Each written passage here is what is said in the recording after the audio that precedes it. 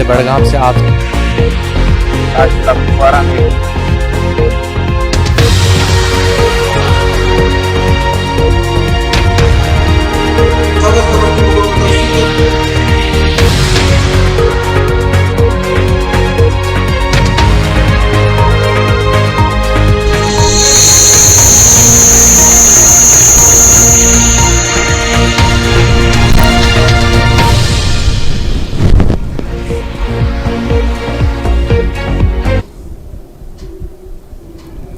शुक्र खुदा के नाम से जो निहायत ही रहम करने वाला है। अस्सलामु अलैकुम, अल्लाह की रहमत हो आप पर।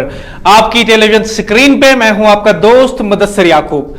आप देख रहे हैं एएनएन न्यूज और हम एएनएन न्यूज के स्टूडियो से आपसे बराह रास्त मुखातिब है। एएनएन न्यूज वादी कश्मीर का पहला और वाहिद अपना टीवी न्यूज चैनल। टेलीविजन के साथ साथ आप इस बराह रास्त नशरियात को सोशल मीडिया पे भी देख सकते हैं। हमारी हमेशा कोशिश रहती है कि हम लोगों के मसाइल पे बात करें। होते हैं बहुत सारे ऐसे मसाइल जिन पे बात करना चाहते हैं आप भी और हम भी, बहुत सारी ऐसी मुश्किलात जिनका इजाला चाहते हैं आप भी और हम भी। आज के प्रोग्राम में हम बात करेंगे कि 370 को हटाने के बाद और कोविड लॉकडाउन की वजह से स्कूल यहां पे बंद रहे। स्कूल यहां पे बंद रहे और लोग जो है उनका यह कहना है कि उनकी कोई भी कमाई नहीं हुई। खुसूसन उन वालिदीन की बात करेंगे जो प्राइवेट सेक्टर में जॉब करते हैं।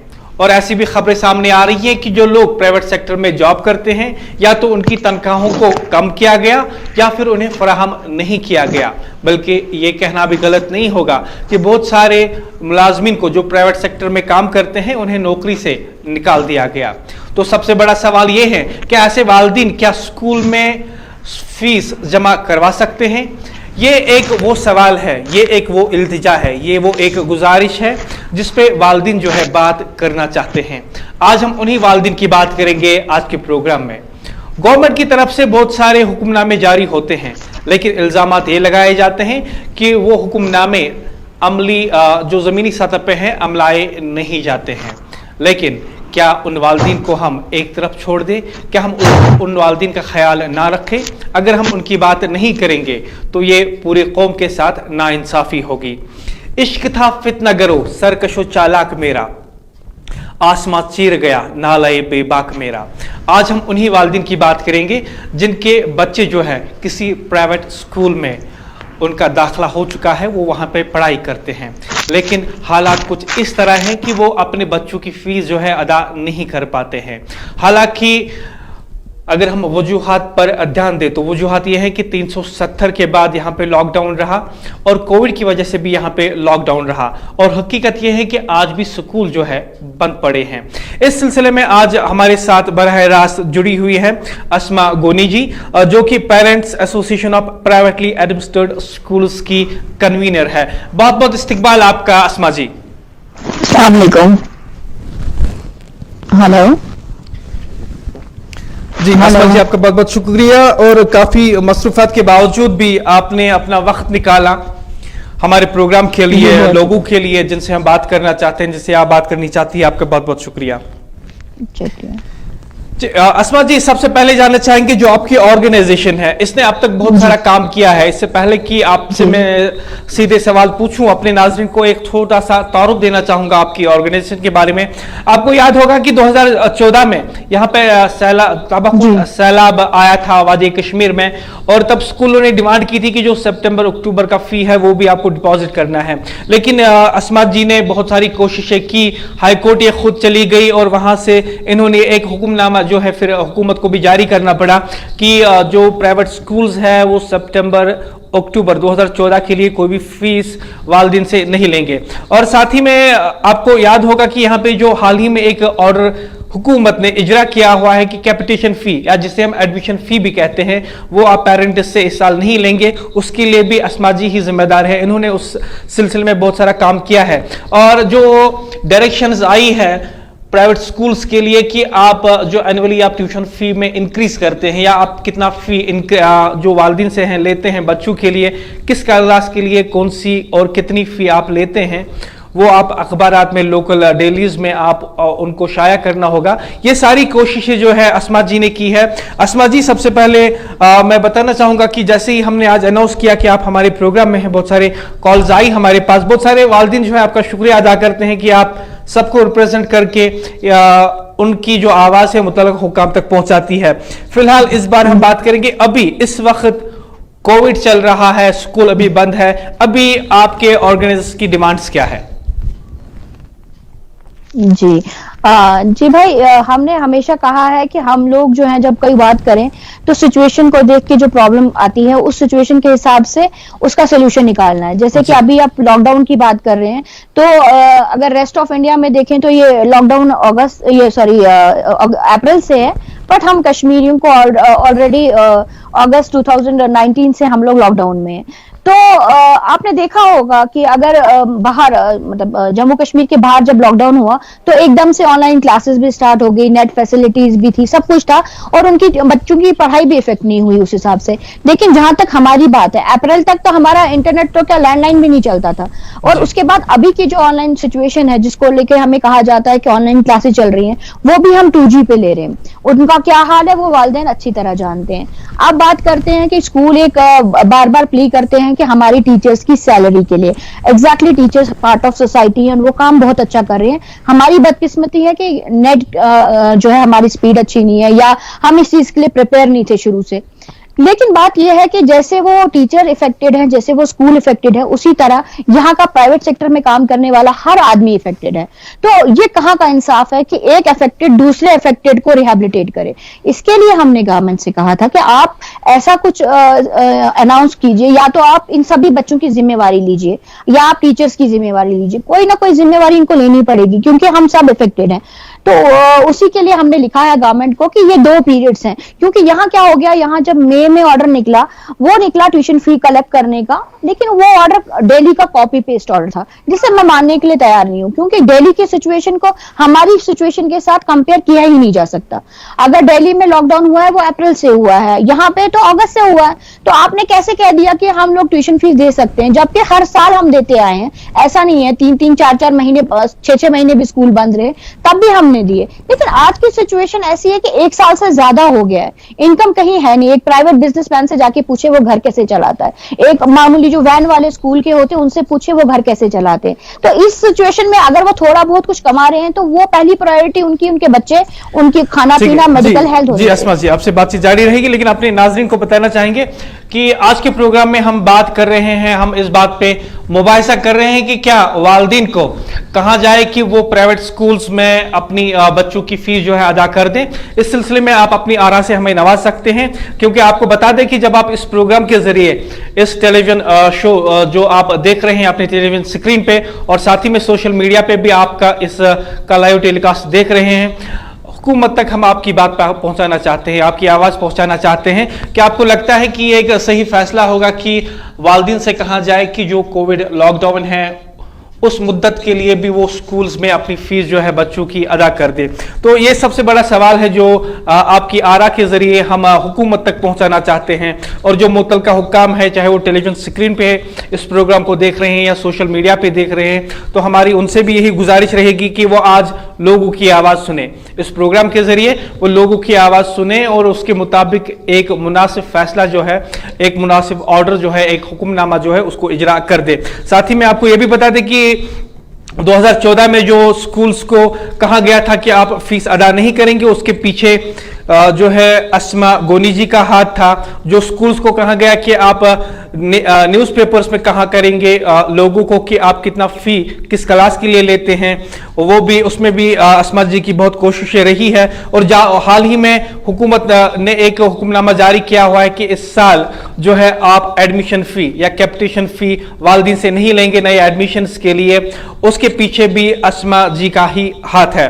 आज के प्रोग्राम में आप अपनी आरा से नवाजने के लिए हमें कॉल भी कर सकते हैं। आपकी कॉल जो है हम अटेंड करेंगे, उसको सुनेंगे, जो मुतल्लिका हुक्काम है आपकी आवाज को सुनेंगे, आपकी आरा को सुनेंगे, ताकि एक सही आरा जो आवाम की है वो हुकूमत तक पहुंचे, मुतल्लिका हुक्काम तक पहुंचे और एक सही फैसला जो है वालिदैन के हित में इजरा हो जाए। आप हमें कॉल कर सकते हैं 778094 5952। आपकी टेलीविजन स्क्रीन पे ये नंबर जो है डिस्प्ले हो रहा है, और साथ ही में जो हमें सोशल मीडिया पे देख रहे हैं उनसे गुजारिश है कि वो भी ये नंबर जो है हमने पिन किया हुआ है कमेंट्स में, हमारे ऑनलाइन एडिटर ने, हमारी टीम ने। आप इस नंबर पे हमें कॉल कर सकते हैं, आपकी कॉल हम अटेंड करेंगे और आपकी आवाज़ को सुना जाएगा, मुतलका हुक्काम तक पहुंचाया जाएगा। अस्मा जी, आपसे जानना चाहूँगा, जो आप इतनी स्ट्रगल कर रही है, जो इतने आपने अच्छे अच्छे काम किए हैं, इसमें मुझे नहीं लगता कि लोग जो है खुल के सामने आते हैं, तो आपको कभी कभी ये परेशानी तो नहीं होती है कि मैं जिन वालिदैन के लिए आगे आई हूं वो मेरे पीछे खड़े नहीं हैं? नहीं, ऐसा नहीं है भाई। मैं सिर्फ यहाँ जब मैंने स्टार्ट किया था, मेरा ये मानना था कि मैं बिकॉज हम लोग कोई पॉलिटिक्स में नहीं जाना चाहते, तो मैं कहूंगी कि मेरे फॉलोअर्स हो। द थिंग इज, हम लोग इस नियत से आए थे कि हम वालिदैन को ये बता सकें कि उनके राइट्स क्या हैं। बेसिकली अगर हम ही, जैसे आजकल का अक्सर स्कूल वाले इस सिचुएशन में कहते हैं कि जब तक हमें ट्यूशन फीस नहीं आएगी तो हमारा स्कूल नहीं चलेगा, लेकिन आयरनी ये होती है कि नॉर्मल डेज में यही वालिदैन जब स्कूल में किसी प्रिंसिपल से मिलना चाहते हैं या अपनी ग्रीवियंस रखना चाहते हैं तो उन्हें अलाउ भी नहीं किया जाता पर्टिकुलर टाइम पे अंदर आने के लिए। तो ये चीजें, बहुत सारा डिस्क्रिमिनेशन हो रहा था। तो मेरा मसला यही था कि मैं सभी वालिदैन को ये बताऊं कि हम लोग जो हैं, हम लोग ही शायद ये स्कूल चला रहे हैं। अगर हम पैसे दे रहे हैं तभी जाके वो उसी फीस से स्कूल चलते हैं। तो हमारा राइट, एक बाकायदा एक जो कहते हैं ऑर्डर भी आया था जिसके लिए कहा जाता है कि वालिदैन के लिए एक पूरी एक कमेटी होनी चाहिए स्कूल में और बाकायदा एक ऑफिस होना चाहिए, लेकिन ऐसा कहीं होता नहीं था। तो मेरा काम अवेयरनेस का है, लेकिन अब वालिदैन मेरे पीछे आते हैं या नहीं आते हैं वो तो मुझे नहीं पता, लेकिन हाँ, आज की डेट में जब मैं देखती हूँ पलट के, तो बहुत सारे लोग अपने लिए आवाज उठाते हैं। तो जब पेरेंट्स अपनी आवाज उठाते हैं, चाहे वो हमारे साथ हो या ना हो, ये अपने आप में ही एक बड़ी कामयाबी है कि पेरेंट्स जान गए हैं कि सही क्या है और गलत क्या है। ओके, और आपको क्या लगता है कि जो कोशिश आपकी है इस सिलसिले में अभी तक कोई हुकूमत की तरफ से कोई तजवीज़ या कोई आरा सामने नहीं आई है, या कोई इशारा भी सामने नहीं आया है जिससे आम वालिदैन को, क्योंकि मैं बहुत सारे ऐसे वालिदैन को जानता हूं जो वाकई में पिछले 5-6 महीनों की जो फी है डिपॉजिट नहीं कर सकते स्कूल में। आपको नहीं लगता कि हुकूमत को आगे आके कोई ऐसी बात जरूर करनी चाहिए जिससे मजमूई तौर पे तमाम वालिदैन के लिए जो है इत्मीनान का बायस करार दिया जा सके? लेकिन फिलहाल एक कॉलर है हमारे साथ, इनसे बात करेंगे। अस्सलाम वालेकुम। वालेकुम सलाम जी, अपना नाम बताइए और कहां से बात कर रहे हैं? मैं मुदस्सिर बात कर रहा हूँ, बाकी मैं साहब जी मुदस्सिर साहब। जी, मैं आपके गेस्ट से, आपके वसात से एक सवाल करना चाहता हूँ जी। इनसे तो बताइए, इनके ये पेरेंट एसोसिएशन अपने को कह रहे हैं, ये कितने स्कूल्स को रिप्रेजेंट कर रही हैं और एज ए पेरेंट एसोसिएशन काम कर रही हैं? और सेकंड वन इज, जो ये कह रही हैं कि कैपिटेशन फी के साथ मेरा हाथ में था, उसमें कोई हाथ इनका नहीं था। वो पहले ही ऑर्डर जो आया था, सुप्रीम कोर्ट का ऑर्डर आया था, उसके बाद फी सीजेशन कमेटी का 28/1/2019 को आया था। एंड थर्ड वन इज, जो फ्लड के लिए इन्होंने नहीं लड़ा था, वो एडवोकेट GM लोन साहब ने लड़ा था। I was the first person who had filed the bill in the high court. हाँ, मैं मेहरबानी करके आपके विचारों की वजह से कह रहा हूँ कि लोगों को मिसलीड ना करे, लोगों को मिसलीड नहीं करें। हाँ प्लीज, हम इनके सामने ये सवाल रखते हैं। अस्मा जी, आपने इनकी आवाज सुनी? जी जी जी जी, मैं इनके सवालों का जवाब देती हूँ। पहला सवाल जो इनका है कि मैं कितने स्कूल्स को रिप्रेजेंट करती हूँ, वो कैसे साबित होगा कि मैं कितने स्कूल्स को रिप्रेजेंट करती हूँ? जैसे कि मेरा पेरेंट्स को रिप्रेजेंट करती हैं आप, स्कूल्स को रिप्रेजेंट नहीं करती। यहाँ पे एक पेरेंट को रिप्रेजेंट करती हूँ। मैं यहाँ क्या करती हूँ कि जितने पेरेंट्स हैं जो मेरे साथ एसोसिएटेड है, मैं उनका, अगर एक स्कूल के मेरे पास 10 पेरेंट भी होते हैं ना, मैं उनका एक ग्रुप बनाती हूँ। और अल्हम्दुलिल्लाह आज की डेट में हर स्कूल, जितने मैंने ग्रुप्स बनाए हैं उसमें तादाद बढ़ती जा रही है। अगर वो मतलब व्हाट्सएप ग्रुप्स की बात करें तो 112, 117 ऐसे पार्टिसिपेंट भी, और जो मेरा अपना ग्रुप है उसमें भी मतलब मुझे 3 ग्रुप बनाने पड़ गए बिकॉज ऑफ लिमिटेशन। बाकी रहा, अगर आपको रिटर्न में देखने हैं, फॉर्म्स वगैरह देखने हैं मेरे पास, मेंबरशिप फॉर्म, तो I would like to welcome him to my office. अच्छा, ये साथ ही में कह रहे थे, शायद इन्होंने इस बात पर एतराज किया है, आपसे जानना चाहेंगे। इन्होंने कहा कि 2014 में जो रिलैक्सेशन हुई थी स्कूल्स की, तो उसमें कोई एडवोकेट लोन साहब थे जिन्होंने हाई कोर्ट में उसको प्लीड किया था। क्या ये शायद इनके सुनने में और आपके सुनने में ये है कि मैंने ये नहीं कहा कि मेरी वजह से फीस माफ हुई थी, मैंने ये कहा कि हाई कोर्ट का ऑर्डर था सितंबर अक्टूबर फी वेव ऑफ का, लेकिन यहाँ पे जो स्कूल थे उस टाइम पे वो मिसलीड कर रहे थे पेरेंट्स को कि जो हाई कोर्ट है हमें वो अलाउ कर रहा है, अब हमें वो कह रहा है कि हम वो फीस ले सकते हैं, जिसके लिए मैंने एक कॉलर है हमारे साथ, इनसे बात करेंगे। अस्सलाम वालेकुम। अस्सलाम रहमतुल्लाह। जी, अपना नाम बताइए और कहां से बात कर रहे हैं? इम्तियाज चिश्ती अर्ज कर रहा हूँ श्रीनगर से। जी इम्तियाज साहब। एक्सपेक्टेड ये जो प्राइवेट स्कूल्स की बात हो रही है जी। और जो प्राइवेट स्कूल्स पेरेंट्स एसोसिएशन जो बनी है जी। इन्होंने अच्छा काम किया, उन्होंने एक अच्छे इशू को उजागर किया, लेकिन बदकिस्मती ये है कि पेरेंट्स भी सामने नहीं आए जी। और दूसरी बात यह है कि जो प्राइवेट स्कूल एसोसिएशन है उनकी गवर्नमेंट के साथ मुझे पता नहीं है कि कैसे ताल्लुकात हैं, क्योंकि गवर्नमेंट के ऑफिशियल्स जब बैक कर लेते हैं प्राइवेट ऑर्गेनाइजेशन को तो उसमें लगता है कि कहीं ना कहीं कुछ इंटरेस्ट है। देखिए स्कूल्स का फीस का ये हुआ जो पेरेंट्स एसोसिएशन ने उठाया था, स्कूल्स प्राइवेट स्कूल्स का आज तक कभी ऑडिट नहीं हुआ है। अगर private schools non profitable organisation है, क्या government of Jammu and Kashmir ने कभी उनका ऑडिट रिपोर्ट देखा है? ठीक है, लेकिन उस सिलसिले में तो हाल ही में एक हुक्मनामा भी हुआ है कि एक ऑडिट होगा स्कूल्स का, प्राइवेट स्कूल्स का। मैं वही बोल रहा हूं कि एक साल अगर यहाँ पे हालात खराब हुए, बच्चे स्कूल नहीं जा पाए और प्राइवेट स्कूल वाले बोल रहे हैं कि हम स्कूल कैसे चलाए। प्राइवेट स्कूल ने इतने जब से वो आए हैं तब से तो उन्होंने कमाई की है। आप चाहते हैं वो सोशल वर्क तो नहीं कर रहे हैं। उस बीच जो वालिदिन से फीस मांगा जाता है, ट्यूशन फी, उसको माफ किया जाना चाहिए। नहीं, मैं माफी की अभी बात ही नहीं कर रहा हूं कि माफ होना चाहिए कि नहीं होना चाहिए। मैं ये बोल रहा हूं कि अगर कोई school private school profit earn कर रहा है जी, 10 साल तक उन्होंने प्रॉफिट अर्न किया है, एक साल अगर उन्होंने जैसे बाकी बिजनेस वालों ने नुकसान उठाया पिछले साल, तो ये भी एक इंडस्ट्री बन चुकी है। तो एजुकेशन इंडस्ट्री है, ये सोशल वर्क नहीं है। अच्छा, ये अस्मा जी के सामने आप कोई राय या सवाल रखना चाहेंगे?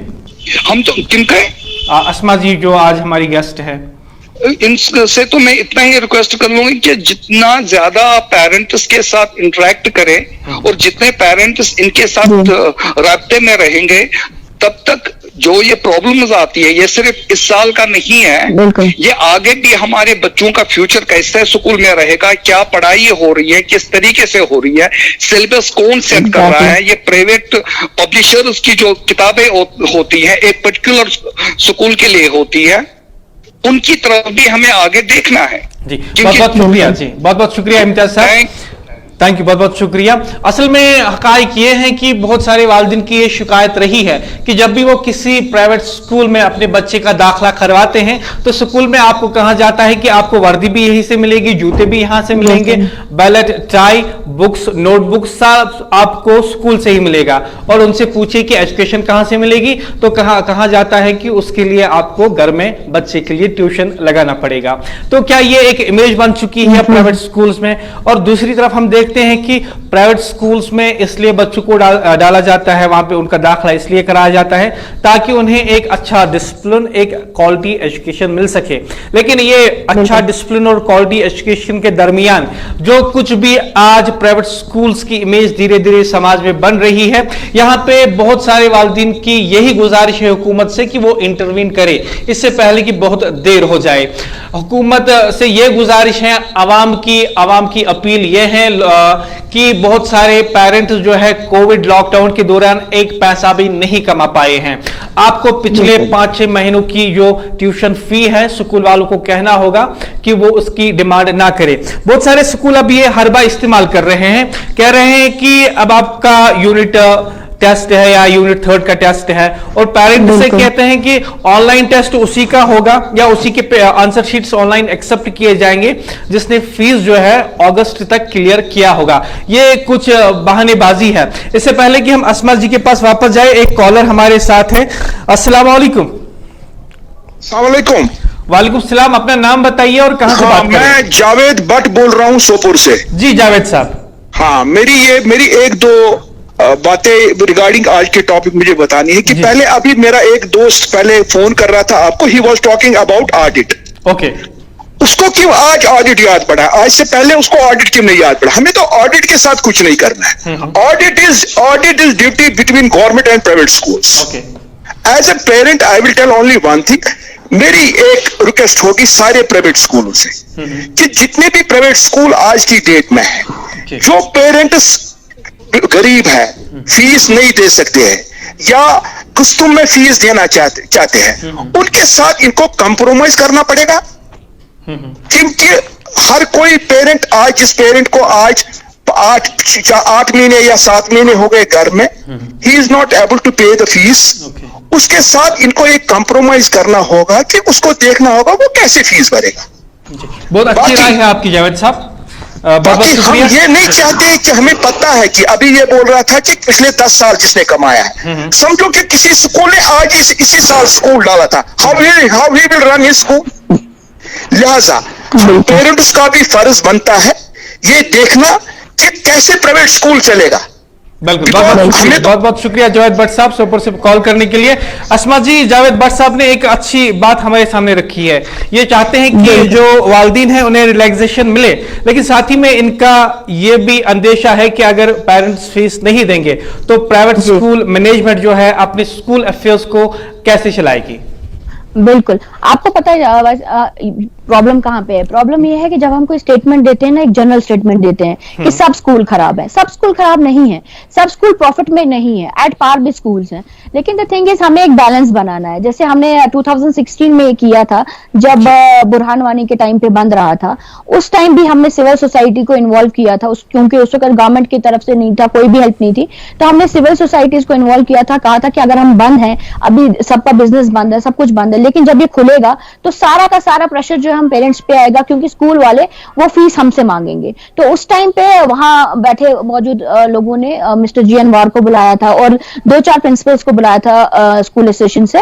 तो ये एक बीच में हमने कंसेंसस किया था तब भी कि अगर उन्होंने भी यही कहा था कि अगर पेरेंट फीस नहीं देंगे तो हम अपने मुलाजमों को क्या देंगे, हम बाकी प्रॉफिट की बात नहीं करें, लेकिन ट्यूशन फीस जो है हम लोग जो है उसी पे चलते हैं। तो एक उस वक्त एक वे आउट, क्योंकि अगर हम अड़े रहेंगे ईगो अपने लेके तो सोल्यूशन नहीं निकलेगा। तो उस टाइम पे हमने एक चीज सोल्यूशन निकाली कि अगर जैसे इनकम अफेक्टेड पेरेंट्स जो है वो अगर एप्लीकेशन देते हैं फी वेवियर के लिए, तो अगर गवर्नमेंट एम्प्लॉय उनको दे रहा है, जैसे जिनकी इनकम इफेक्ट नहीं है, ऑब्वियसली सिर्फ और सिर्फ वो गवर्नमेंट एम्प्लॉयज हैं इस टाइम पे, अगर वो फुल फीस देंगे तो उसकी वजह से एक इफेक्टेड क्लास का जो बंदा, ये गरीब क्लास नहीं कहलाता है, इनकम इफेक्टेड पेरेंट्स जो है वो जो है उनको रियायत मिलेगी, उनको फी वेवियर मिलेगा। उस टाइम पे भी एक प्रोसेस बनाया गया था कि, लेकिन उसमें क्या था कि बड़े अफसोस की बात होती है जब स्कूल वाले ये कहते हैं कि हम कैसे मान लें ये इफेक्टेड है या नहीं है। तो उस वक्त उन्होंने वो मोहल्ला कमेटी समथिंग लाइक दैट वो सिस्टम इन्वॉल्व किया था। लेकिन इस बार हमने जब कंसेंसस किया था फिर से सिविल सोसाइटी को बुला के, क्योंकि गवर्नमेंट शायद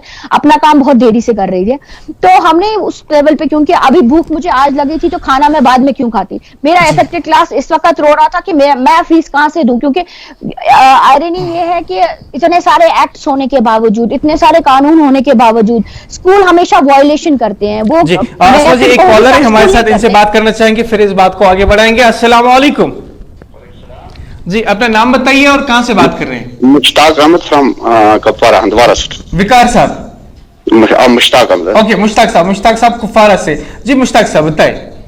ये देख रहे हैं प्राइवेट स्कूल का जो आप बता रहे थे, 2014 में आपने वो बोला था कि जो कोर्ट का ऑर्डर आया था वो 2 महीने की वो फी जो है, किसी जगह किसी प्राइवेट स्कूल में कोई ऑडिट नहीं और स्कूल वालों ने सब हर पेरेंट से फीस वसूल किया। हाँ, जबकि उसका ऑर्डर भी आ चुका था, लेकिन कहीं पे वहां ऑडिट नहीं हुआ और हर स्कूल ने पेरेंट से पैसा वसूल किया है। ये मुश्ताक साहब, इस बार आपकी क्या राय है? जो कोविड की वजह से लॉकडाउन रहा 5-6 महीने, बहुत सारे वालिदीन जो है एक पैसा भी नहीं कमा पाए। आप चाहते हैं कि हुकूमत जो है एक हुक्मनामा जारी कर दे स्कूल्स के लिए, प्राइवेट स्कूल्स के लिए, कि वो इन महीनों के लिए पेरेंट से, वालिदीन से फीस ना लें? एक्चुअली एक बात है जो मैंने भी सुना था, जो कुछ डायरेक्टर साहब ने, कुछ जो हमारे डायरेक्टर साहब हैं एजुकेशन डिपार्टमेंट है, उसने भी एक दफा कहा था कि जो प्राइवेट स्कूल के जो टीचर्स है उनकी तनख्वाह के लिए उन्होंने स्टेटमेंट्स भी लिए हैं।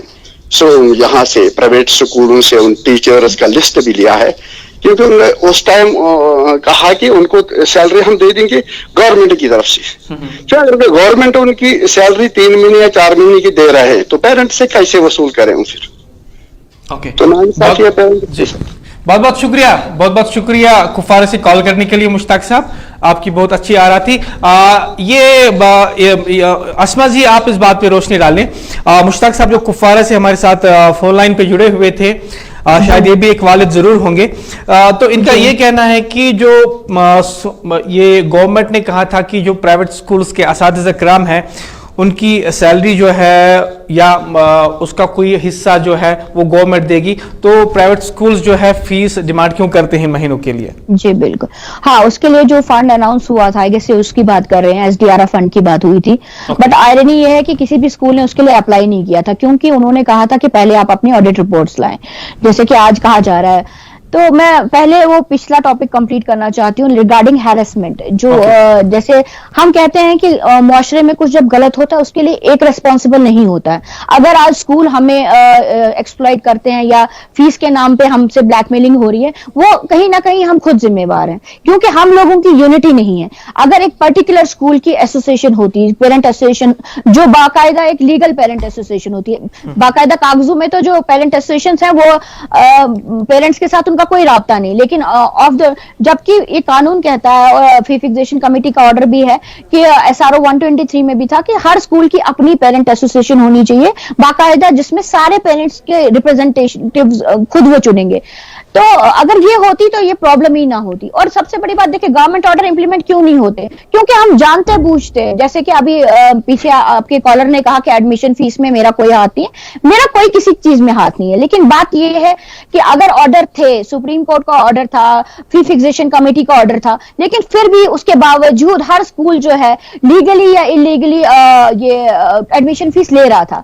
ये मुद्दा हाईलाइट नहीं हो रहा क्योंकि फाइनल एक ऑर्डर नहीं, एक कहते हैं ना जैसे फाइनल ऑर्डर जो अब आया है वो कहीं ना कहीं नहीं आ रहा था। इसके लिए हमने पहले सबूत जुटाया, हमने रास्तों पे जाके चिल्लाया नहीं, हमने पहले ग्राउंड लेवल पे काम किया, पेरेंट्स से बात की, उनको ये यकीन दिलाया कि अगर वो एक बार हमें प्रूफ देते हैं, अगर वो खुद आगे नहीं आना चाहते, आप हमें प्रूफ दीजिए। उन्होंने हमें प्रूफ प्रोवाइड किए, जिन्होंने कैश में पेमेंट ली है हमें उसकी बाकायदा फोटोग्राफ्स भेजी, वही हमने आगे प्रिंसिपल सेक्रेटरी से लेकर हमारे डायरेक्टर एजुकेशन से लेकर एडवाइजर गवर्नर और पीएम ग्रेवियंस हेल्थ में तक हमने लिखा।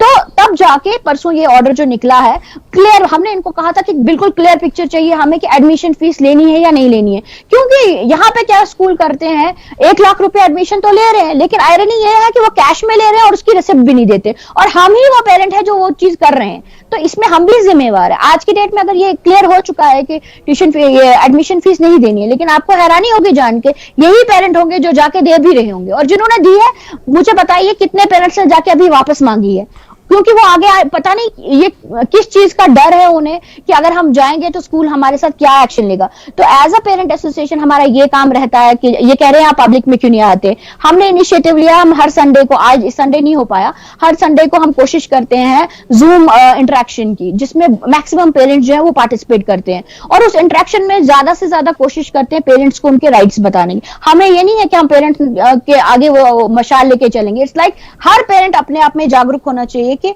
उन्हें क्या करना है, सही क्या है और गलत क्या है। ठीक है, दूसरा सवाल जो आया था कुफवारा से मुश्ताक साहब कॉल कर रहे थे, उसका जवाब भी आप देंगे, आप अपनी आरा रखेंगे, लेकिन अपने नाज़रीन को बता दें कि क्या आप चाहते हैं कि हुकूमत जो है एक हुक्मनामा जारी कर देगी, कोविड-19 लॉकडाउन जो यहाँ पे रहा उस दौरान प्राइवेट स्कूल्स को कहा जाए कि वो वालिदैन से फीस तलब ना करे, क्योंकि हम जानते हैं कि बहुत सारे ऐसे वालिदैन हैं जो प्राइवेट सेक्टर में काम करते हैं, उन्हें या तो तनख्वाहें नहीं मिली या फिर आधी मिली, यानी उनकी जो तनख्वाहें हैं उनमें कटौती की गई।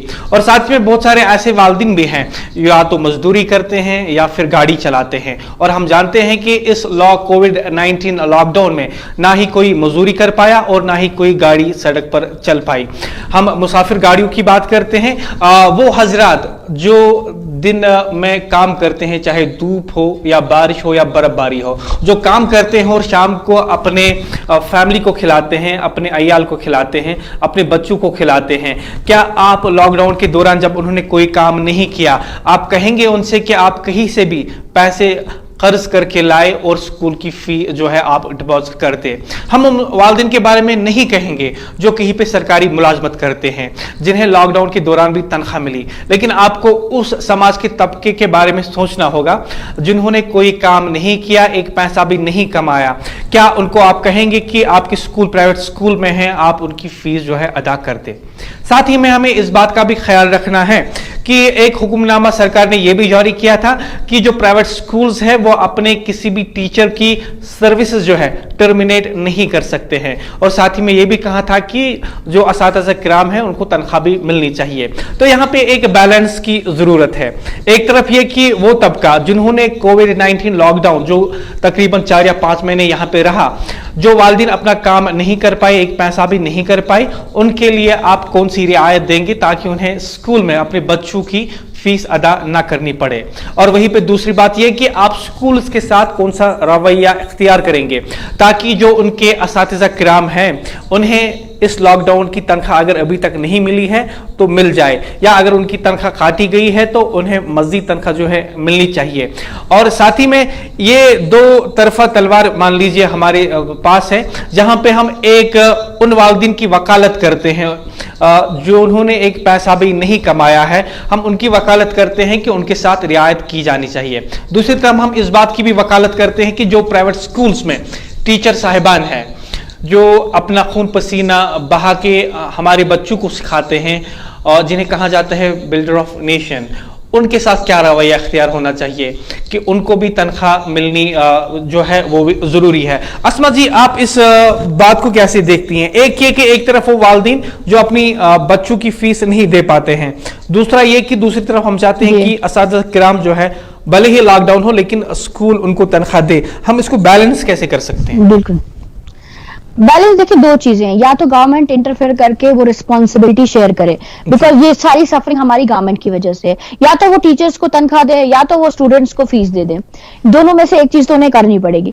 अगर जो टीचर्स हैं, खासकर टीचर्स एक्सप्लॉइट हो रहे हैं, क्यों? क्योंकि वो बहुत कम वेजेस पे काम करते हैं जबकि उनके लिए बाकायदा कुछ एक्ट्स बने हुए हैं। उसके बाद क्या है कि टीचर्स की आपस में एक एसोसिएशन नहीं है कि अगर कुछ स्कूल में गलत हो रहा है, जैसे फॉर एग्जाम्पल अगर एक टीचर के साथ गलत हो रहा है, मोस्ट ऑफ द स्कूल्स क्या करते हैं, वो अगर 5,000 उनको सैलरी देते हैं लेकिन आगे उन्होंने दिखाया होता है 10,000, तो कहीं ना कहीं वो अपने हक को उनको मतलब थाली में परोस के देते हैं। कहीं ना कहीं मैं उनसे रिक्वेस्ट करती हूँ कि आप लोग आपस में एसोसिएटेड हो जाइए। उसे कहते हैं कि अगर आपने एक साथ मिल जाए, कहते हैं अलग अलग जब हम लड़ते हैं ना तो हम कामयाब नहीं होते, लेकिन जब हम एक साथ आते हैं तब एक बड़ी वॉइस आती है। वॉइस मतलब हमें सबसे पहले ये देखना है कि हमें वॉइस बनना है या नॉइज बनना है। नॉइज कहीं ना कहीं मैं जाके चिल्लाऊं चीखूं, उससे कुछ नहीं होगा। हमें एक प्रैक्टिकल सोल्यूशन की तरफ सोचना चाहिए। जैसे हमें आपकी आवाज नहीं आ रही है। हेलो जी जी, अपने ऑनलाइन एडिटर से गुजारिश करना चाहूंगा जी। हेलो हेलो जी जी बताइए। जी जी हाँ, तो यहां मैं बात करती हूं कि जब हम टीचर्स की बात करें या पेरेंट्स की बात करें तो हम यही कहते हैं कि हम लोग एक दूसरे के खिलाफ नहीं है, ना हम स्कूलों के खिलाफ हैं। इट इज लाइक कि मैं अगर पेरेंट्स एसोसिएशन को रिप्रेजेंट कर रही हूं, दैट डजंट मीन कि मैं किसी स्कूल के खिलाफ बोल रही हूँ। द थिंग इज हमें एक ब्रिज बनाना है, एक ब्रिज बनाना है। ये सोसाइटी के दोनों एक मजबूत पार्ट है। तो अगर सबसे पहले जो एक गैप है पेरेंट्स और स्कूल के बीच में, हमारा एज पापाज ये रहता है कि पहले बहुत आराम से पेपर वर्क करके हम जो स्कूल और पेरेंट के बीच की जो मिसअंडरस्टैंडिंग्स है या गैप्स हैं, जो भी इनमें गलत होगा, उनको हम पहले कहते हैं कि आप लोग आपस में बात कीजिए और ये सोल्यूशन निकालिए कि कैसे सर्वाइवल हो, क्योंकि अभी हमें सर्वाइवल का सोचना है। बाकी ना, जैसे अभी आपने कॉलर की बात भी सुनी कि फीस एक सिचुएशनल इशू है अभी, लेकिन इसके साथ साथ बहुत सारे इश्यूज हैं, चाहे वो फी फिक्स करने को हो, चाहे वो हमारे बच्चों की सिक्योरिटी को लेके हो, या एजुकेशन सिस्टम को इंप्रूव कैसे करे, वो बहुत सारे इश्यूज हैं। लेकिन कहीं ना कहीं क्या हो रहा है कि हम लोग सिर्फ शायद इश्यूज उठाते हैं, लेकिन इश्यू उठाने से पहले हमें यह पता होना चाहिए कि इसका प्रैक्टिकल और प्रैग्मेटिक सोल्यूशन क्या हो। ये नहीं है कि मैं सिर्फ इश्यू उठाऊं और जबकि मुझे पता ही नहीं है कि आगे मुझे करना क्या है। फॉर एग्जाम्पल, अगर एडमिशन फीस का हमें पता था कि ये गलत है, लेकिन पहले हमने जाके कहीं किसी को नहीं बोला ये गलत है, जब तक हमने अपना होमवर्क कंप्लीट नहीं किया कि कौन सा स्कूल ऐसा कर रहा है। क्योंकि क्या होता है, अक्सर डायरेक्टर ऑफिस से जब हम जाते हैं वहां ये कहा जाता है हमारे पास पेरेंट्स की तो कंप्लेंट ही नहीं आई। तो हमने कोशिश की पर्टिकुलर स्कूल के पेरेंट को डायरेक्टर ऑफिस ले जाने की या उनके थ्रू एप्लीकेशंस भेजी, सो दैट कि कहीं ना कहीं जो हमारे गवर्नमेंट डिपार्टमेंट्स में जो शायद मिसकंसेप्शन है कि किसी स्कूल में कोई प्रॉब्लम नहीं थी, आज की डेट में वो सामने आई है। इसमें कुछ स्कूल जो है, मैं कहती हूँ, इसे मजाक में भी मैं कभी कहती हूँ कि जैसे डीपीएस श्रीनगर की बात है, वो इलीगल तो कर रहा था लेकिन बेईमानी थी, लेकिन उसमें भी ईमानदारी ये थी कि वो बाकायदा स्लिप देता था एडमिशन फीस की। जबकि यहाँ बहुत सारे ऐसे स्कूल थे जो उतनी ही एडमिशन फीस लेते थे, लेकिन वो एक तो कैश में लेते थे, उसके बाद उसकी स्लिप भी नहीं देते थे। तो कहीं ना कहीं ये चीजें जब सामने आई सिस्टम के, तो आज सिस्टम जो है वो काम कर रहा है अल्हम्दुलिल्लाह। कहीं ना कहीं हम ज्यादा बड़ा चेंज तो एकदम से नहीं ला पाए हैं, लेकिन हाँ, हम छोटे छोटे चेंज जब लाएंगे वो कल को अपने आप ही एक बड़े चेंज बन जाएंगे। ठीक है, एक बात जो आपने कही है कि बहुत सारे ऐसे स्कूल्स हैं जो फीस तो लेते हैं, बड़ी बड़ी हुकूमत लेते हैं 1 लाख 2 लाख, लेकिन उसकी रिसिप्ट नहीं देते हैं। उसका मतलब ये है कि जीएसटी भी नहीं करता होगा, उनको टैक्स भी नहीं देना पड़ता होगा। तो मैं तो ये कहूँगा कि वो ब्लैक मनी जो है वो जमा कर रहे हैं। खैर, हमारा टॉपिक आज जो है वो ये है, अपने नाज़रीन को एक बार फिर ज़हननशी करा दे। हम आज इस सिलसिले में बात कर रहे हैं कि जो कोविड-19 लॉकडाउन रहा कश्मीर में, क्या आप चाहते हैं कि वालिदैन इस अरसे के लिए प्राइवेट स्कूल्स में बच्चों की फीस अदा करें, या फिर आप चाहते हैं कि इसमें कोई रियायत होनी चाहिए? ये आपकी राय है। हमारे प्रोग्राम के जरिए आप गवर्नमेंट तक अपनी आवाज पहुंचा सकते हैं। हमारे प्रोग्राम में आप आज बराह रास्त हमसे बात भी कर सकते हैं। 7780945952 ये फोन नंबर जो है आपकी टेलीविजन स्क्रीन पे डिस्प्ले हो रहा है, और साथ ही में जो लोग हमें सोशल नेटवर्किंग साइट्स पे देख रहे हैं, हमने ये फोन नंबर जो है हमारी टीम ने पिन किया हुआ है 7780945952। इस नंबर पे आप कॉल कर सकते हैं। आप हमें बता सकते हैं कि आपकी क्या आ रहा है, या यूं कहिए कि हमारे प्रोग्राम के जरिए आप डायरेक्टली जो है बराह रास्त जो है हुकूमत या मुतलका हुक्काम तक आप अपनी आवाज पहुंचा सकते हैं, अपनी आरा पहुंचा सकते हैं। क्या आप चाहते हैं कि जो वालिदैन हैं जिन्होंने एक पैसा भी कोविड-19 लॉकडाउन के दौरान नहीं कमाया, वो अपने बच्चों की फीस जो है प्राइवेट स्कूल्स में अदा कर दे इन 4-5 महीनों के लिए? क्योंकि हम ये नहीं कहते, जब हम कहते हैं कि 4-5 महीनों के लिए, इसका मतलब हरगिज भी ये नहीं है कि रकम बहुत छोटी है। मान लीजिए अगर किसी का बच्चा 5वीं या 6ठी जमात में प्राइवेट स्कूल में पढ़ रहा है, तो उसकी फीस जो है 2000 भी हो सकती है। और अगर 2000 के हिसाब से हम इसका हिसाब लगाएं, तो यानी एक बच्चे के लिए उसे तकरीबन 5 महीनों के लिए 10,000 रुपया जो है स्कूल में जमा करानी पड़ेगी। अगर किसी के पास 2 बच्चे अब इसी प्राइवेट स्कूल में पढ़ रहे हैं, तो यानी 20,000 रुपया उसे जमा करवाना पड़ेगा। और साथ ही में उस वालिदैन के बारे में यह भी ख्याल रखना है कि उसने 5-6 महीनों में कुछ भी नहीं कमाया है, और यह भी ऐन मुमकिन है कि जो उसकी खुराक थी शायद उसने किसी से उधार लेके ही दुकान से खरीदी हो। फिलहाल एक कॉलर हमारे साथ, इनसे बात करना चाहेंगे। अस्सलाम वालेकुम। वालेकुम अस्सलाम। अब ये जी, अपना नाम बताइए और कहां से बात कर रहे हैं?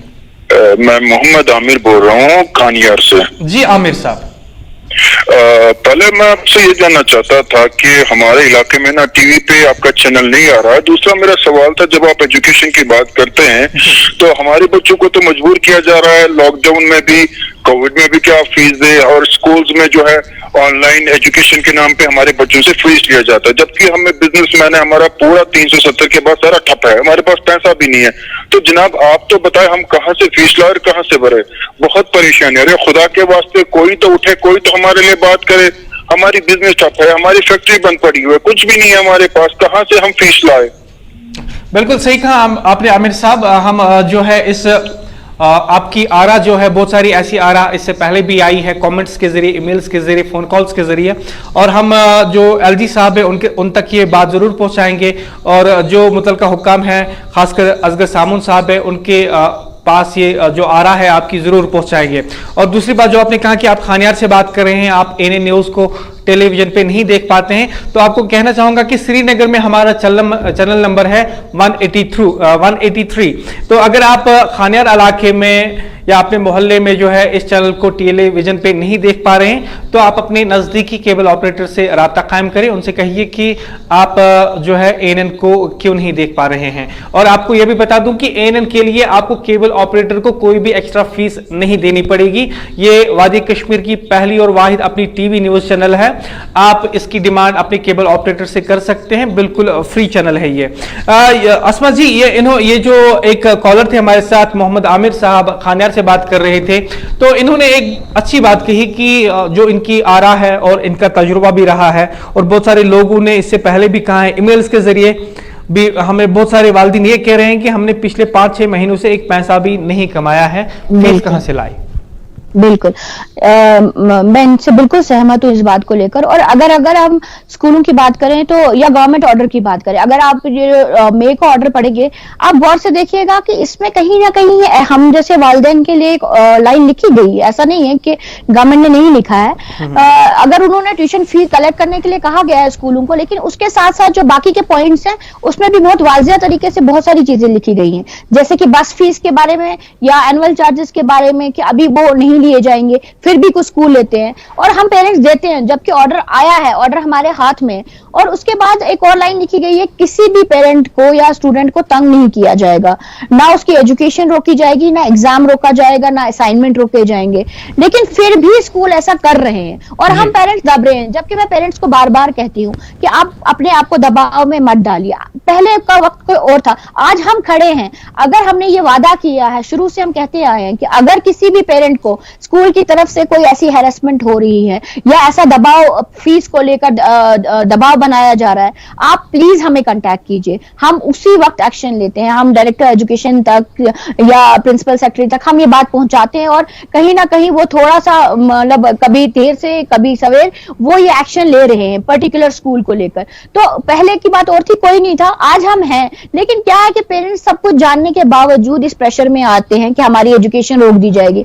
ये हमारा वादा है आपसे, आपके बच्चों की ना तो एजुकेशन रोकी जाएगी, ना ही आप पे कोई दबाव बनाया जाएगा। और दूसरी यही बात अफेक्टेड पेरेंट्स की, मैं उनसे रिक्वेस्ट करती हूँ कि आप ना तो कोई कर्जा लें, ना तो कुछ भी करें, जब तक आपकी कंडीशन ठीक नहीं होती आप फीस मत भरिए। आप स्कूल को एक एप्लीकेशन लिख कर दे दीजिए कि अभी हम फीस नहीं भर सकते तो नहीं भर सकते। उसके बाद हम गवर्नमेंट के साथ बात कर रहे हैं, गवर्नमेंट को भी हमने ये बात वाजिया की है कि अगर वक्त रहते उन्होंने इस चीज को सामने लाया कि हमारे पेरेंट्स के लिए कोई ऐसी अनाउंसमेंट नहीं की उन्होंने फी वेवियर की, तो तब जाके हम उस स्टेप पे मजबूर हो जाएंगे जब हर पेरेंट को रास्ते पे आके बैठना पड़ेगा अपने हक के लिए। ओके, बिल्कुल।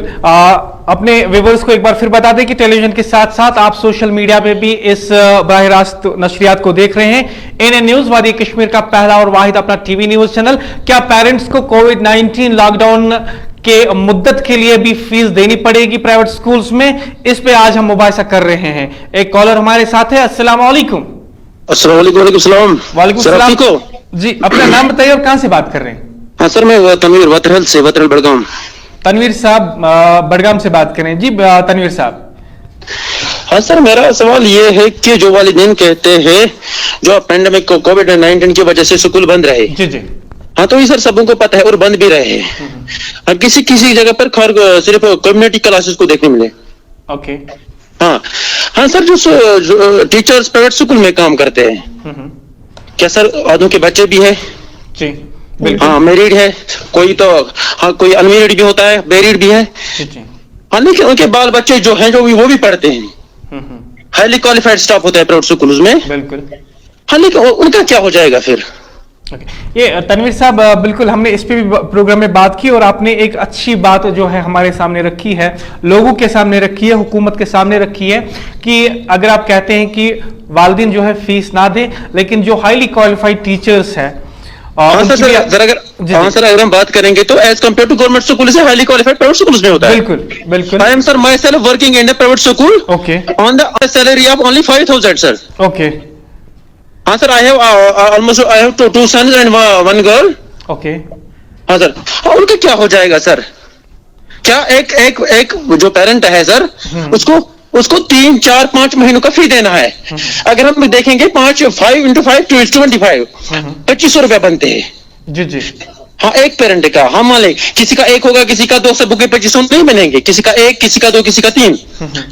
लेकिन इन 25 या इन 1000 की बात करेंगे या 1500 की बात करेंगे, ये तो इन 1500 1000 का तो सोचते हैं। हाँ, लेकिन जो स्टाफ है, हाँ, जो हाईली क्वालिफाइड स्टाफ है, वो क्या मजदूरी करने के लिए गए थे वहां इन कोविड पैंडेमिक में? वो क्या वो मजदूरी करते थे? हाँ, तो आखिर तो काम करेंगे क्या?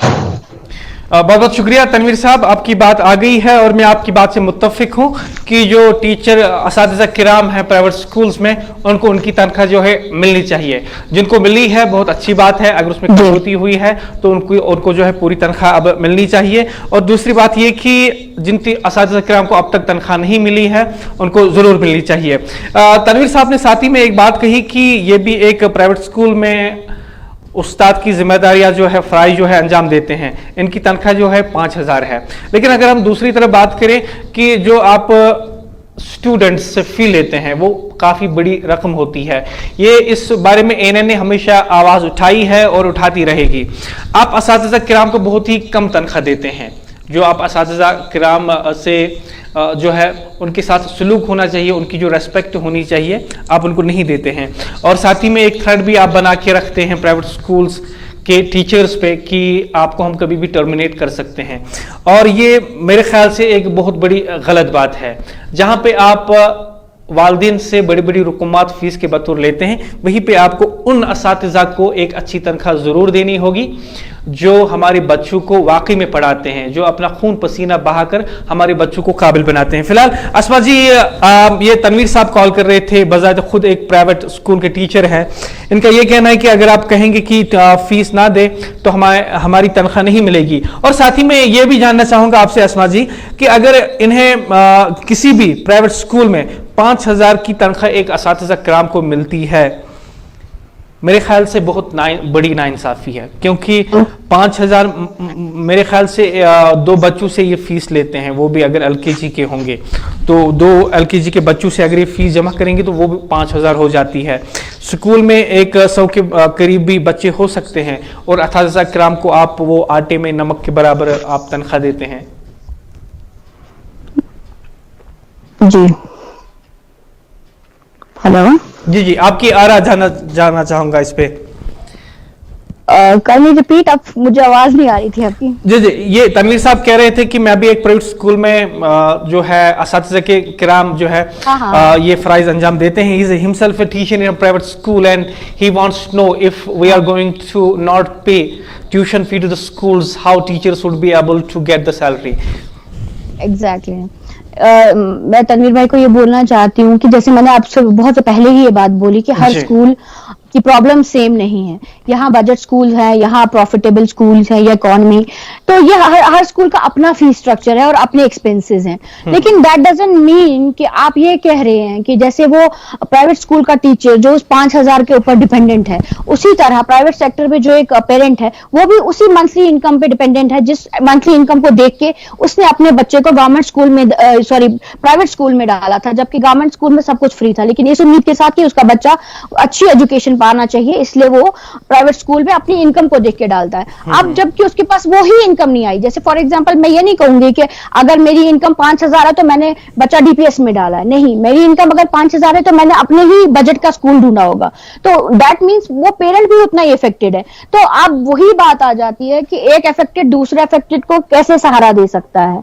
यहां बात आती है टीचर्स की। टीचर्स रिस्पॉन्सिबिलिटी है इसकी स्कूल की, ना कि पेरेंट्स की। स्कूल ने वो स्टाफ हायर किया है। जैसे आज अगर मैं कोई बिजनेस कर रही हूं तो मेरे बिजनेस के जितने भी मेरे एम्प्लॉइज होंगे वो मेरी जिम्मेवारी है। अगर मैं एक होटल चला रही हूँ, दैट मींस जो मेरा स्टाफ है वो मेरी जिम्मेवारी है, वो मेरे गेस्ट की जिम्मेवारी नहीं होगा कि आप होटल में नहीं आए लेकिन फिर भी मुझे स्टाफ को पे करना है तो आप मुझे पैसे दीजिए। जब स्कूल को पैसे देने की बारी आती है तब उनके लिए लॉकडाउन होता है, जब स्कूल को पैसे लेने की बारी आती है तो तब पेरेंट्स सामने आ जाते हैं। ठीक है अस्मा जी, बहुत कम वक्त बचा है हमारे प्रोग्राम में, इसलिए मुख्तसरन आपसे जानना चाहूंगा, आप रिप्रेजेंट करती है एक अच्छी सी एसोसिएशन को, parents association of privately administered schools की।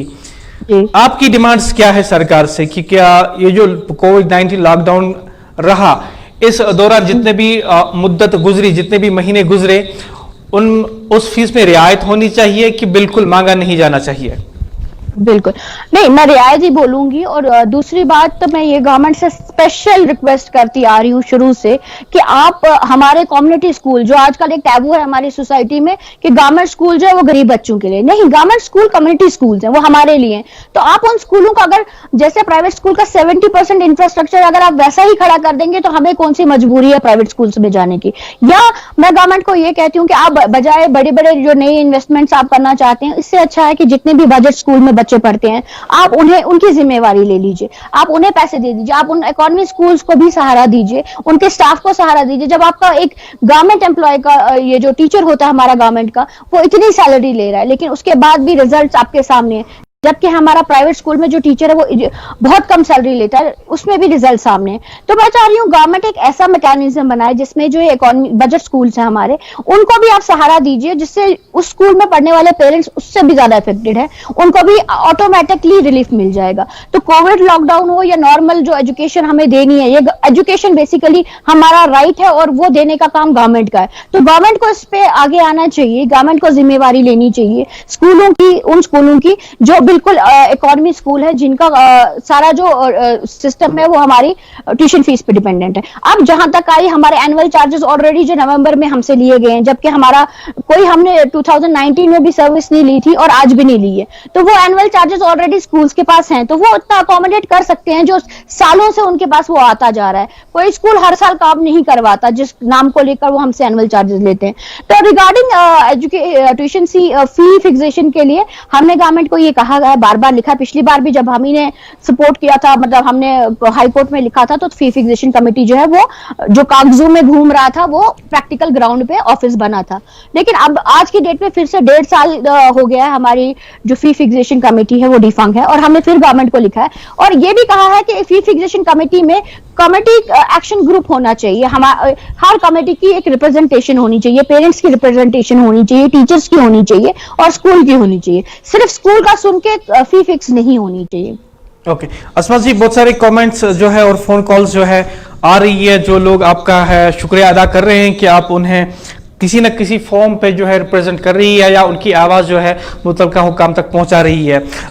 फरहत सुबला ने भी आपके लिए कुछ अच्छे कमेंट्स लिखे हैं। साथ ही में जो हमारा इस वक्त कैंपेन चल रहा था, हैशटैग चल रहा था ट्विटर पे, वहाँ पे भी आपको बहुत सारा सपोर्ट जो है और लोगों का प्यार जो है मिल रहा है। लोग आपका शुक्रिया अदा करते हैं और बहुत सारे वालिदैन कहते हैं कि जो बात आप आगे करती आई हैं और जो आप आगे करेंगी हम उस पर लब्बैक कहते हैं। इनका ये भी कहना है कि वाकई में हम आपसे कभी नहीं मिले हैं और ना ही कभी आपसे बात हुई है, लेकिन जो आप काम कर रही है आपको हम अपनी दुआओं में शामिल रखते हैं और ये चाहते हैं कि जिन पेरेंट्स की कमाई कोविड-19 लॉकडाउन के दौरान नहीं हुई उनके लिए फीस में रियायत जरूर होनी चाहिए। अस्मा जी आप इन सब लोगों से मुख्तसरन कुछ कहना चाहेंगी? मुख्तसरन मैं बहुत कम शब्दों में ये कहूंगी कि पेरेंट्स आप अपने लिए जाग जाएं, आप अपने लिए आवाज उठाएं। जहां आपको लगता है कि स्कूल आपकी बात नहीं सुनता, मैं ANN से रिक्वेस्ट करूंगी कि वो हमारा नंबर इस पे स्क्रीन पे शेयर करें, ताकि जिस भी पेरेंट को कोई भी प्रॉब्लम हो, वो वैसे भी हमारा पापास का एक पेज है, वो आप उस पे जाइए, आप हमें मैसेज कीजिए। जो भी स्कूल नहीं सुनता, फेसबुक पे पापास जी, तो आप हमारे नंबर लोगों के लिए थोड़ा सा इलाबोरेट कर दीजिए ताकि जो लोग फॉलो करना चाहते हैं या आपके साथ गुफ्तगू करना चाहते हैं या राय रखना चाहते हैं, आपको सपोर्ट देना चाहते हैं या मुखालफत करना चाहते हैं, तो वो आप से राब्ता कायम कर सके। आप थोड़ा सा पेज के बारे में बताएं। हमारा पेरेंट एसोसिएशन पेज है पापास के नाम से फेसबुक पे, और फोन नंबर है 9906689091 9906689091 एंड 9796503653। कोई भी पेरेंट को कोई भी प्रॉब्लम हो, आपको आगे आने की जरूरत नहीं है। कुछ पेरेंट डरते भी हैं, हम आपको उतनी ट्रेनिंग तो दे ही देंगे कि आप खुद से अपनी बात करें, लेकिन हाँ, अगर कोई अपनी आइडेंटिटी छुपाना चाहता है, नहीं बोल पाता, आप आए। स्टूडेंट से मैं रिक्वेस्ट करूंगी, इनफैक्ट टीचर से मैं रिक्वेस्ट करूंगी कि जो एक्सप्लॉइट हो रहे हैं, आप हमारे पास आइए, हम आगे आपके साथ चलेंगे, क्योंकि अब हमारा ग्रुप जो है ये सिर्फ पापास नहीं रहा, मतलब हम सिर्फ पेरेंट नहीं, इस वक्त कश्मीर की जितनी भी सोसाइटीज हैं यहाँ पे, जितनी भी मेजर एसोसिएशंस हैं, वो सब हमारे साथ हैं। बहुत बहुत शुक्रिया। जी अस्मा जी, बहुत बहुत शुक्रिया। काफी मसरूफात के बावजूद आपने हमारे वक्त निकाला। हाँ, लोगों से बात की, फोन की घंटियां अब भी बज रही है, लेकिन हम ज्यादा से ज्यादा फोन कॉल्स नहीं ले पाए क्योंकि हम चाहते थे कि जो डिस्कशन, जो मुबाहिसा है, हम उसको जारी रखें। उन लोगों से मौजूद करना चाहेंगे जिनकी फोन कॉल्स हमने नहीं ले पाई, जिनके कॉमेंट्स हमने शामिल प्रोग्राम नहीं कर पाए। अस्मा जी, आपका बहुत बहुत शुक्रिया। शुक्रिया, अल्लाह हाफ़िज़। आज के प्रोग्राम में हमने इसी बात पे मुबाहिसा किया कि कोविड-19 लॉकडाउन के दौरान जो मुद्दत गुजरी, जो महीने गुजरे, क्या वालिदैन को उसके लिए प्राइवेट स्कूल्स में अपनी फीस अदा करनी होगी या उन्हें रियायत दी जानी चाहिए। हुकूमत को इस बात का भी ख्याल रखना है कि बहुत सारे ऐसे वालिदैन हैं जिनके बच्चे प्राइवेट स्कूल्स में दाखिला ले चुके हैं, ज़ेर तालीम है, लेकिन इन वालिदैन की कोई भी कमाई पिछले 5-6 महीनों से नहीं हुई है। अब हुकूमत से यही जानना चाहते हैं कि वो उनके लिए क्या करना चाहती है। क्या हुकूमत लोगों की आवाज सुनेगी? क्या हुकूमत वालिदैन के साथ इंसाफ करेगी? ये लोगों का सवाल है और इल्तिजा भी।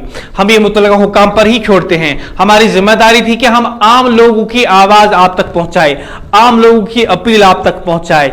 जो इंसाफ के लिए फरियाद की जाती है, जो रियायत के लिए फरियाद की जाती है, हुकूमत तक हमारा जिम्मेदारी ये थी कि हम हुकूमत तक, मुतलका हुकाम तक वो आवाज पहुंचाए। अब आप लोगों के साथ क्या करते हैं वो आपकी डोमेन में है। 7 से 8 मुदस्सिर याकूब के साथ, इसी के साथ हमारी आज के प्रोग्राम का वक्त पे इख्तिताम पजीर हुआ चाहता है। कल के प्रोग्राम में तारिक भट्ट के साथ आप देखेंगे एक खुसूसी प्रोग्राम। इस प्रोग्राम में कुछ अहम बातें तारिक भट्ट आप तक पहुंचाएंगे, कुछ खास मेहमान भी इस प्रोग्राम में जुड़े रहेंगे और साथ ही कल के प्रोग्राम में हम आप तक पहुंचाएंगे खुसूसी लाइव नशरियात करगिल से। जी हां, गलवान वैली और पैंगोंग लेक में क्या हो रहा है, बराह रास्त हमारी टीम जो है वहां से आप तक बराह रास्त प्रोग्राम जो है आप तक पहुंचाएंगे। इसी के साथ हमारे आज के प्रोग्राम का वक्त भी इख्तिताम पजीर हुआ चाहता है। दुआएं आपके हक में पहली की है, अब की बार ये दुआ कि वो दुआएं कबूल हो। शायद कि उतर जाए तेरे दिल में मेरी बात, दुआ करते हैं आपकी नींद अच्छी हो। कल देखेंगे आप 7 से 8 तारिक भट्ट के साथ। अल्लाह हाफिज।